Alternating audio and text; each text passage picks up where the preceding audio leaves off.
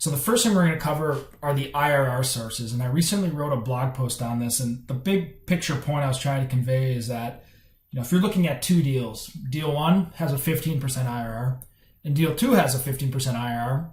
You may just be thinking, it doesn't matter which one I get. They both have the same kind of upside. They're both going to present my investors the same type of returns. But the reality is IRRs are not equal.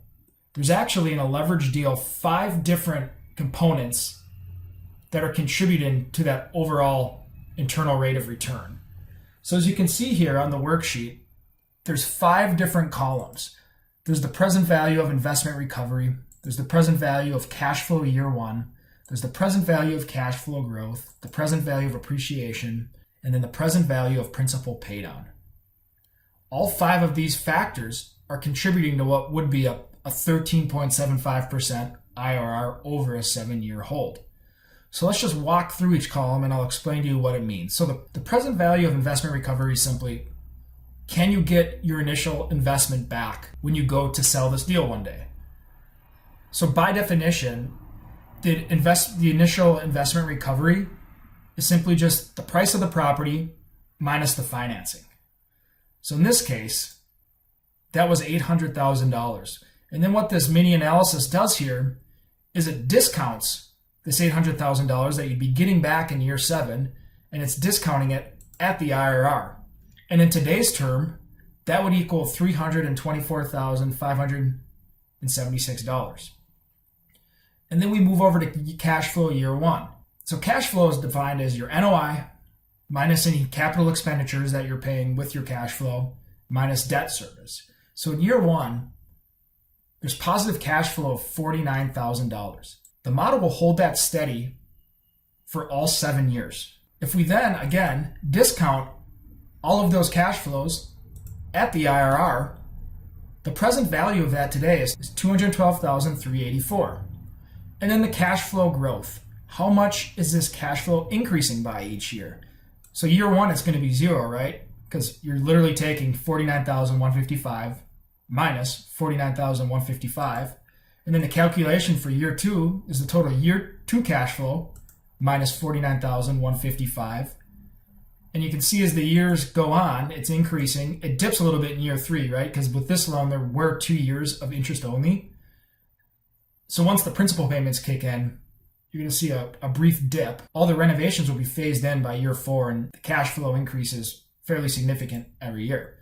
So again, the model is going to take all those cash flows, discount them at the IRR. In today's terms, that's worth $96,469. And then the present value of appreciation. This calculation is simply the residual sales value minus the sales costs minus what you're going to pay for it today. So in this example, the total upside is $719,866. In today's term, again, discounted at the IRR, that's worth $292,063. And finally, the last variable is the present value of principal paydown.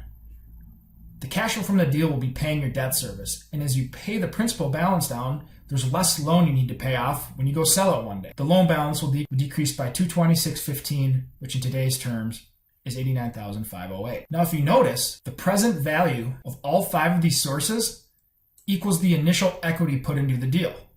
Let's go to our summary tab. $1,015,000.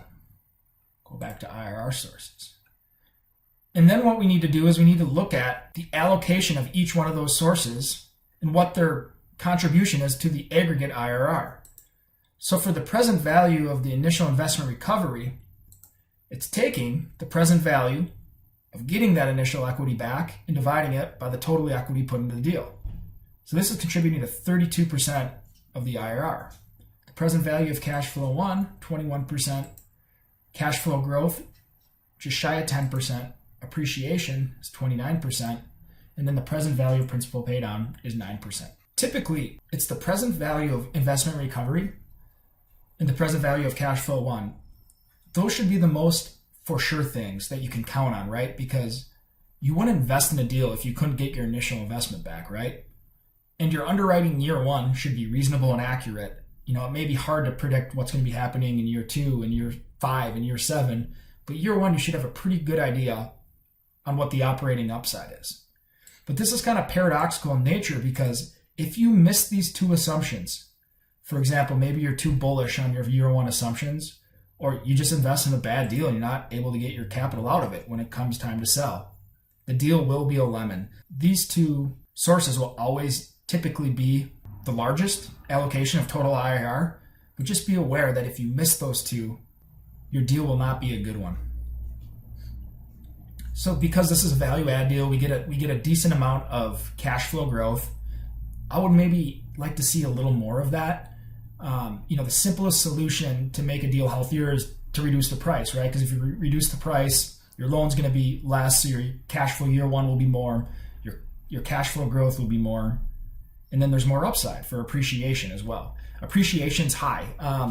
The one thing I would stress maybe in this deal is we may be a little too aggressive with our residual cap rate. I came to that conclusion because the cash flow growth isn't that great, but the appreciation is almost 30% of the deal. So the appreciation is coming more from a residual cap rate than it is from growing that NOI via rental premiums. And then principal pay down. There's 2 years of IO, so it rounds out around 9%. If there was no IO, this would typically be between like 10 and 12% of the deal. So overall, this deal feels pretty healthy. This allocation, for example, for initial investment recovery is a little higher. I like that to be in the high 20s.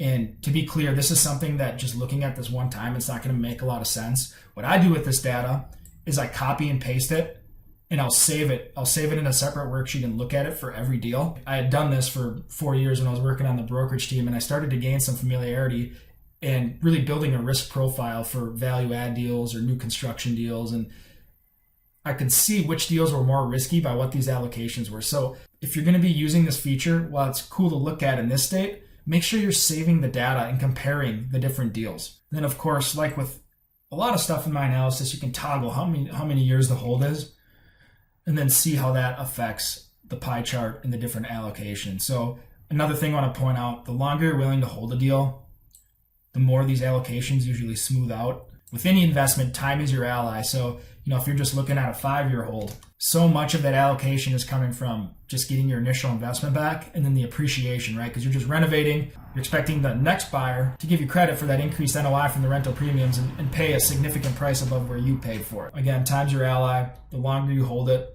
the more it's going to smooth out these allocations and make it a more well-rounded, solid investment.